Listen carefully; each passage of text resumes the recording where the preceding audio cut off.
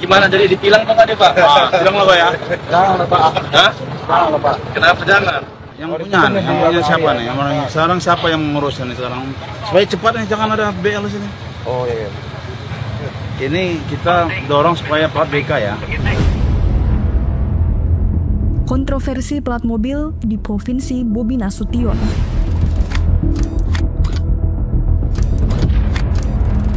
Halo sahabat integritas, bagaimana kabarnya? Semoga selalu dalam keadaan sehat dan sukses untuk semua aktivitasnya. Kali ini kita akan membahas sebuah kebijakan yang belakangan menuai sorotan publik. Gubernur Sumatera Utara Bobi Nasution meminta agar truk-truk yang beroperasi di wilayah Sumatera Utara menggunakan plat nomor lokal, yaitu plat BK atau BB. Kebijakan ini langsung mengundang pro dan kontra, bahkan tudingan diskriminatif. Apa sebenarnya maksud kebijakan ini?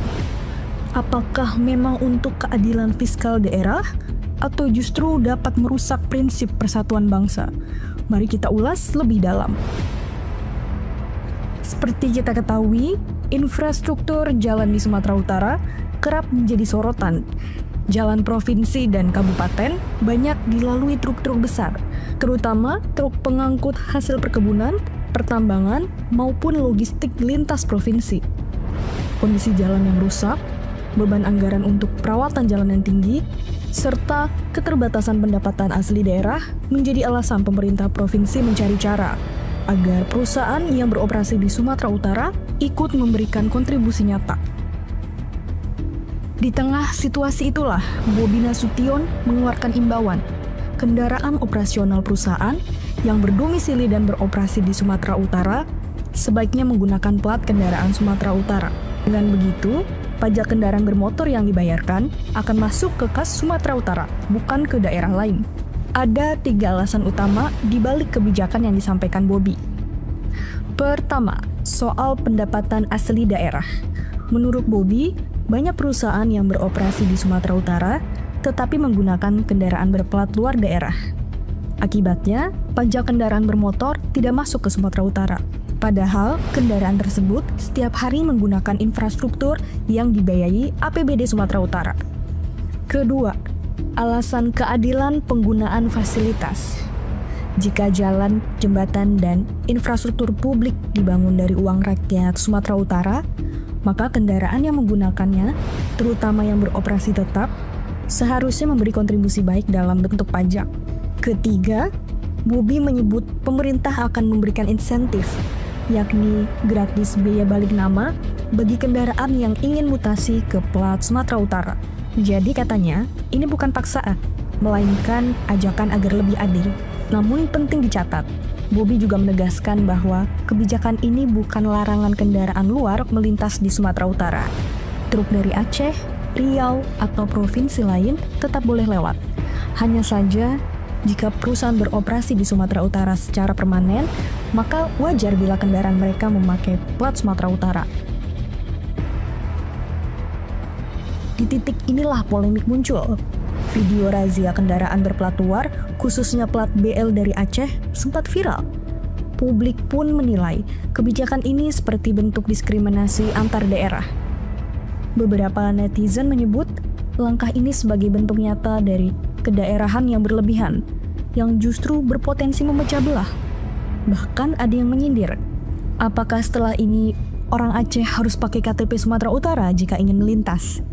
Karena sudah menjadi kontroversi, pemerintah Sumatera Utara kemudian meminta maaf atas komunikasi yang kurang tepat, menegaskan bahwa maksudnya bukan razia atau larangan, melainkan sosialisasi imbauan. Lantas, apakah himbauan Bobi ini dapat diterima dari sudut pandang hukum? Staf ahli DPR Misran menilai kebijakan ini berpotensi melanggar prinsip konstitusi karena bisa dianggap diskriminasi antar daerah. Menurutnya, hak warga negara untuk bergerak bebas di seluruh wilayah NKRI tidak boleh dipersulit hanya karena soal plat nomor. Sementara itu, organisasi publik seperti PETA menegaskan tidak ada dasar hukum dalam Undang-Undang Nomor 22 Tahun 2009 tentang lalu lintas yang memberi wewenang kepada daerah untuk melarang kendaraan luar provinsi masuk. Selama kendaraan memiliki TNKB resmi dan pajak hidup, kendaraan tersebut bebas melintas. Faktanya, dalam Undang-Undang Lalu Lintas tentang mutasi kendaraan atau penggantian plat hanya berlaku bila ada perpindahan domisili atau perubahan kepemilikan. Tidak ada pasal yang menyebutkan kewajiban mengganti plat hanya karena kendaraan beroperasi di provinsi tertentu.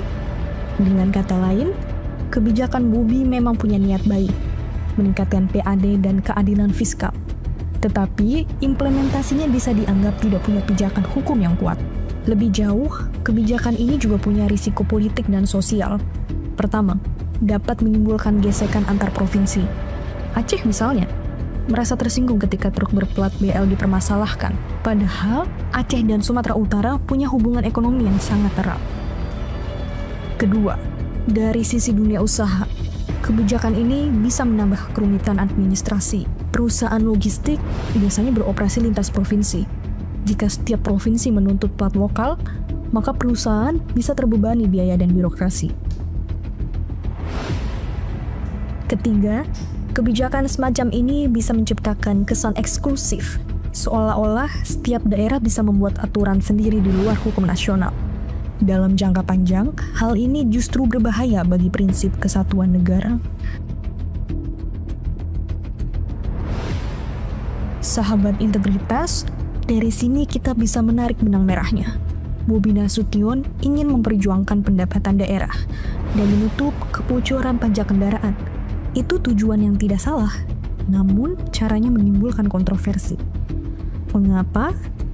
Karena dipermasalahkan bukan substansi, melainkan instrumen hukum dan komunikasi politiknya.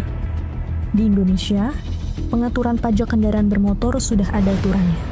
Pembagian pajak antar pusat dan daerah, serta mekanisme mutasi kendaraan.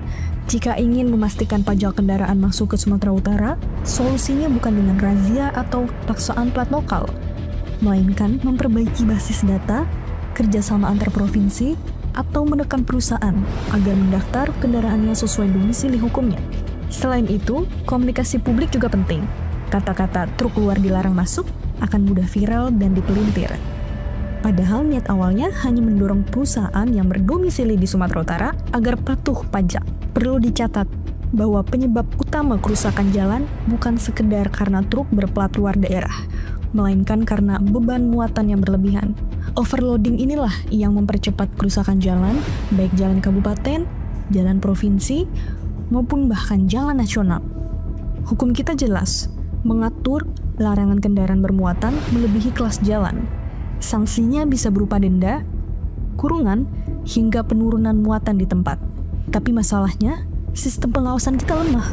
Banyak jembatan timbang tidak berfungsi optimal. Sebagian malah ditutup, sehingga truk bebas melintas tanpa pengendalian. Karena itu, seharusnya fokus Bobi bukan pada urusan plat nomor kendaraan, tapi pada pengawasan tegas terhadap kendaraan besar dan perbaiki sistem jembatan timbang. Dengan begitu, beban jalan bisa lebih terkendali, kerusakan bisa ditekan, dan masyarakat tidak selalu jadi korban lubang jalan. Artinya, jika benar ingin melindungi infrastruktur di Sumatera Utara, langkah paling nyata adalah membenahi pengawasan dan penegakan aturan, bukan sekedar mengganti plat nomor. Sahabat integritas, pada akhirnya kebijakan plat Sumatera Utara ini menjadi pelajaran penting, bahwa dalam politik lokal, niat baik tidak cukup.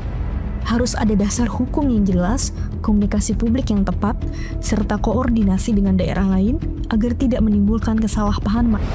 Bobi Nasution punya agenda memperkuat PAD, tetapi harus ingat, Sumatera Utara bukan pulau sendiri. Setiap kebijakan harus sejalan dengan hukum nasional dan semangat persatuan bangsa. Jika tidak, yang terjadi justru kegaduhan dan potensi konflik antar daerah.